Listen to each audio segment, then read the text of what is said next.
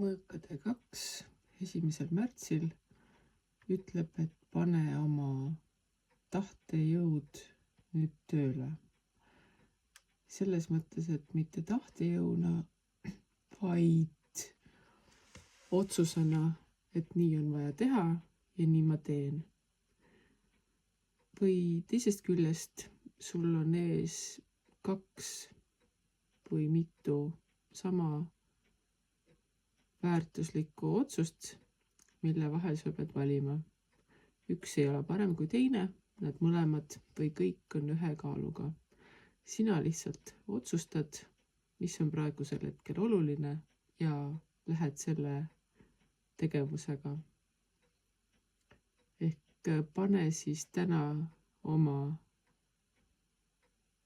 tahtejõud tööle ja võta vastu otsus, mida sa teed ning tee see asi ära.